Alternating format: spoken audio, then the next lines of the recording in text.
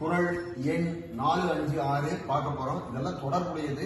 இதுக்கு தொடர்புடைய இன்னொரு குறளையும் பார்க்க போறோம். உள்ளுவதெல்லாம் உயர்வுள்ளது. சரி, தொடங்கலாம். இப்போ அரணை வலியுறுத்தி முதல்ல 3 குறளை சொன்னாரு.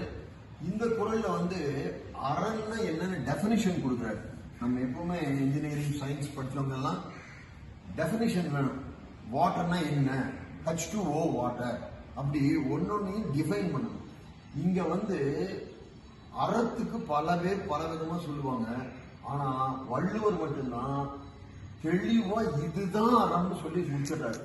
மனத்துக்கண் மாசு இளன் ஆதல் அனைத்தரன் ஆதுல நீரப்பிற. இந்த குறளை மனப்பாடம் பண்ணணும். எல்லா குறளையுமே மனப்பாடம் பண்ணணும். மனத்துக்கண் மாசு இளன் ஆதல் அனைத்தரன் ஆதுல நீரப்பிற. என்ன அர்த்தம்னா, மனத்துக்கண், கண்ணுங்கிறது 7ஆம் வேற்றுமை உருவு. இடத்தில் வீட்டின் கண் இருந்தான் அப்படின்னா வீட்டில் இருந்தான், இடப்பொருளில் வரும் வேற்றுமை உருவமானது. அப்படின்னா மனதில் மாசு இளன் ஆதல். ஆதல்னா நேற்று நம்ம படிச்சோம். அல்லீற்று வேங்கோல் வினைமுற்று. ஆதல் அப்படின்னா ஆகுக. எல்லாத்துக்குமே சொல்றாரு. நீங்க மனசுல குற்றம் இல்லாதவன் ஆகுக. இதே மாசு இளன்னு சொல்ற மாசு இழல்னு சொல்லலாம்ல. ஆம்பளைக்கு மட்டும்தான் இந்த திருக்குறள் சொன்னாரான்னா, தொல்காப்பியத்துல சொல்றாரு, ஒரு பாலுக்கு ஒரு சொன்னா அது எல்லா பாலுக்கும் பொருந்தும் அப்படின்னு ஒரு தொல்காப்பிய நூற்பா இருக்கு. அதுபடி ஆம்பளைக்கு சொன்னா அது பொம்பளைக்கும் பொருந்தும். மண்ணாசை பெண்ணாசை பொன்னாசை ஆகாதுன்னா ஆம்பளைக்கு தான் பெண்ணாசை, பொண்ணுக்கு ஆணாசை. அது மாத்தி நம்ம பொருள் கொள்ளணும். ஒன்ன மட்டும் வச்சுக்க கூடாது. மாசிலன், அதாவது மகன் என கேட்ட தாய் அப்படின்னு வரும். அப்ப மகள் என கேட்ட தாய் இல்லையா அப்படிம்பாங்க. மகன்னா மகளுக்கும் பொருந்தும். அப்போ மனத்துக்கண் மாசு இல்லாதவர்கள் பொதுவா அது வெண்பாலுக்கு எழுத முடியாது. அதனால மாசிலன் ஆதல் என்றால் ஆகுக. அனைத்து அரண்னா அரண் அனைத்துன்னு படிக்கணும். அரண் அனைத்து. அறம் அவ்வளவுதான், வேற ஒண்ணுமே கிடையாது. மனசுல குற்றம் இல்லாதவனா இது அறம், அவ்வளவுதான். ஆகுல நீர பிறன்னா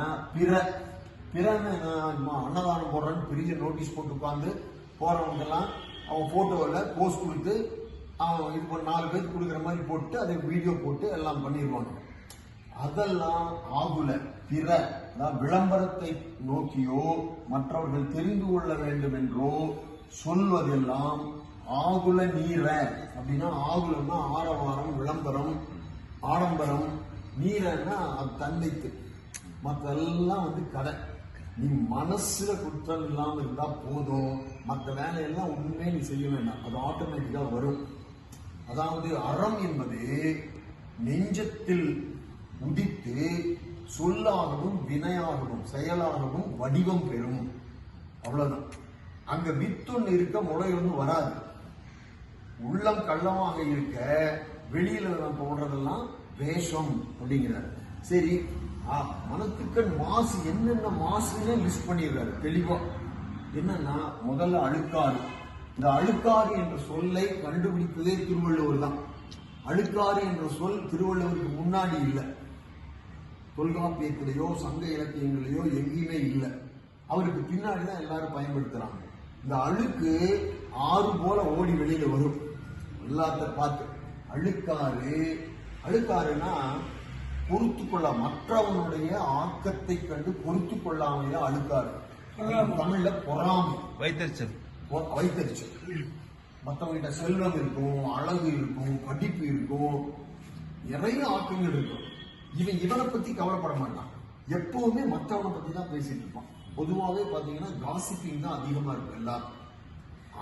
நான் அடுத்தது என்ன செய்யலாம் அப்படிங்கறத நினைக்கிறத விட அடுத்தவன் எப்படி பண்ணா அப்படி, அந்த மாதிரி அடுத்தவனை எப்படி ஒழிக்கலாம், அந்த மாதிரி சில பேர் எல்லாம் ஒரு துறையிலுமே தனக்கு மேல தனக்கு போட்டி அல்லது தனக்கு சமமாக புகழோடு இருக்கிறவன இவனை எப்படியாவது ஒழிக்கணும்டா, எனக்கு மட்டும்தான் புகழ் வரணும் அப்படின்னு நினைப்பாங்க.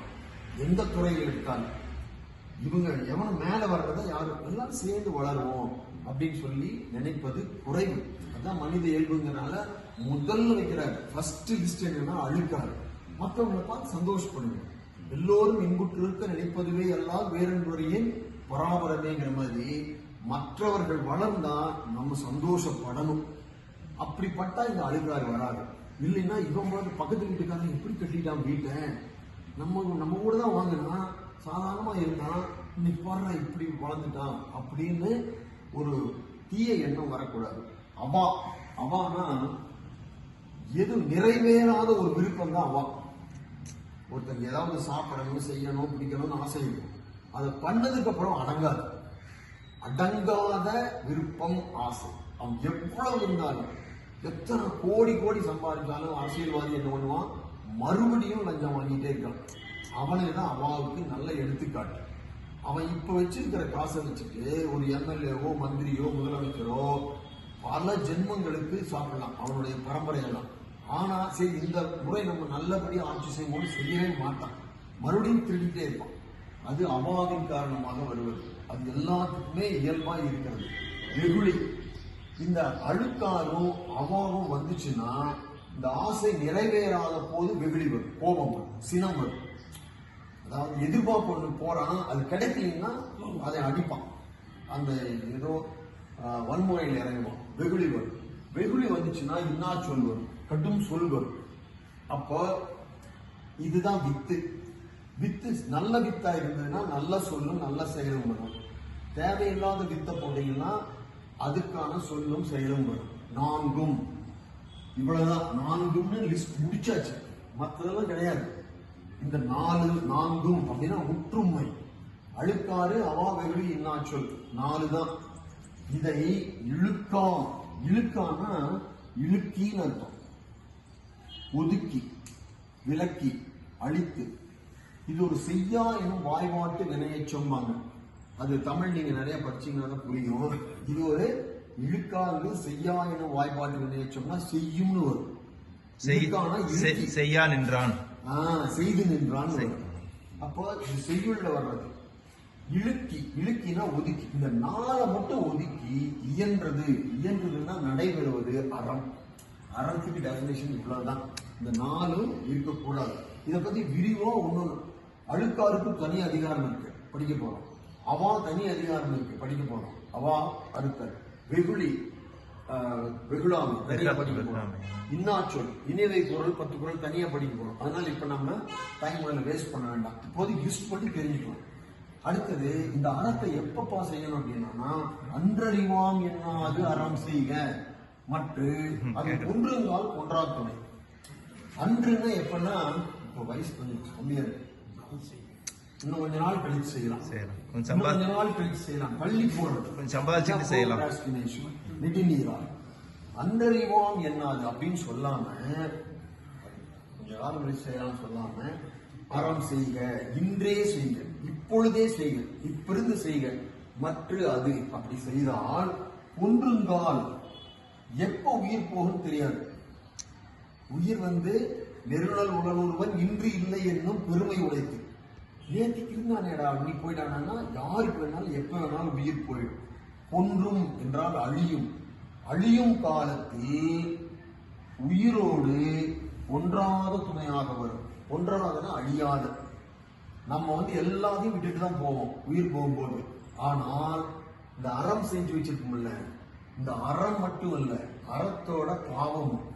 அறம் பாவம் என்னும் அரும் கயிற்றால் கட்டினா, அறம்னா புண்ணியம், பாவம்னா பாவம் சின்.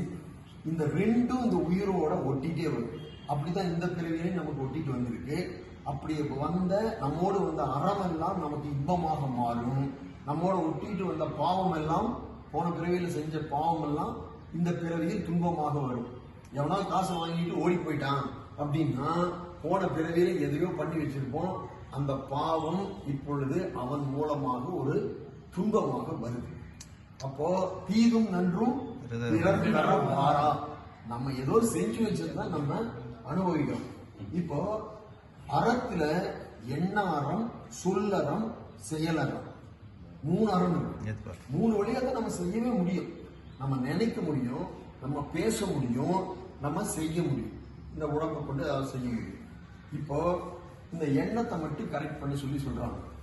மனமது செம்மையானால் மந்திரம் ஜெபிக்க வேண்டாம் அப்படின்னா, மந்திரம் ஜெபிக்க வேண்டாம் சொல்ல. மந்திரம்ங்கிறது என்னன்னா, நிறைமொழி மாந்தர் ஆணையில் கிடந்த மறைமொழி தானே மந்திரம் என்ப.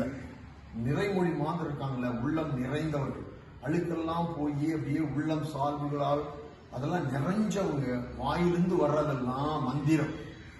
அந்த மந்திரம் வரணும்னா அந்த மந்திரம் இதுலெல்லாம் தான் நம்ம படிக்கிற திருக்குறள் தான் மந்திரம். மந்திரம் ஜெபிக்க வேண்டாம்னா என்ன அர்த்தம்னா, நீ உருப்படி ஆயிட்டீங்கன்னா மந்திரம் ஜெபிக்க வேண்டாம், அது வரைக்கும் மந்திரம் ஜெபிக்க வேண்டும். மனமது செம்மை ஆவதற்கு மந்திரம் ஜெபிக்க வேண்டும். உங்களுக்கு உடம்பு 100% பிளெக்சிபிள் ஆயிட்டீங்கன்னா யோகாவே பண்ண வேண்டாம் அப்படின்வாங்க. யோகா பண்ணினா தான் பிளெக்சிபிள் ஆகும். அப்போ மனமது செம்மையானால் மந்திரம் ஜெபிக்க வேண்டாம்னா, நான் எனக்கு மனசுல ஒண்ணுமே இல்லப்பா, அழுக்காறு அவாவகளி இன்னாச்சும் எதுவுமே இல்லை, நான் மந்திரம் ஜெபிக்க மாட்டேன்னா, மந்திரம் ஜெபித்தால் தான் மனம் செம்மையாகுங்கிறது தான் அதனுடைய பொருள். சோம்பேறிய வேற விதமா பொருள் சொல்லுவான். ஆனா மந்திரங்கிறது எதுனா, நம்ம பொறுத்தளவுக்கு திருவள்ளுவர் சொன்ன 1330 பொருளும் மந்திரம்.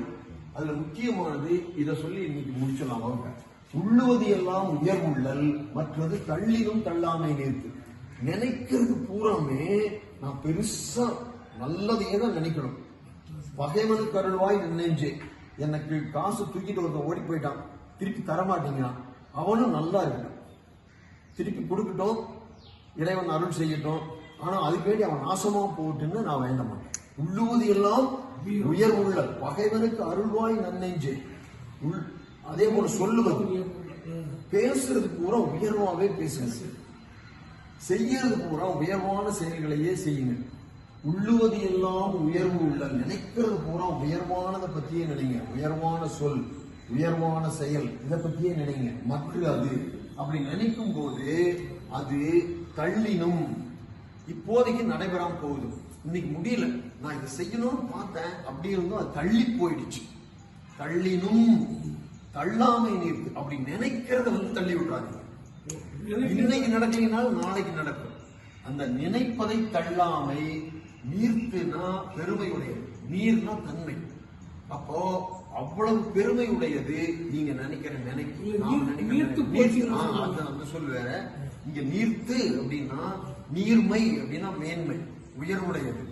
அப்போ உள்ளுவது எல்லாம் உயர்வுள்ள, நினைக்கிறத பூரா பெருசா உயர்வானே நினைங்க. அது தள்ளினும், அது உடனே நீங்க நினைச்சாலும் நடக்கல அப்படின்னா கூட, ஏன்னா எண்ணிய எண்ணியாக எய்துவ எண்ணியார் திண்ணியராக பெறேன் அப்படின்னா என்ன அர்த்தம்னா, நீங்க என்ன உறுதியா நினைக்கலன்னு அர்த்தம். இன்னும் உறுதியா நினைங்க, நினைச்சுட்டே இருங்க. நினைச்சுட்டே இருந்தீங்கன்னா நிச்சயம் நீங்க எதை நினைக்கிறீங்களோ அது நடைபெற்றே தீரும். அப்போ மனம்தான் முக்கியம். மனசுல அழுக்கார அவாவைகள் இல்லாம உள்ளுவது எல்லாம் உயர்வுள்ளல் என்று சொல்லி இந்த வகுப்பை முடிக்கிறோம்.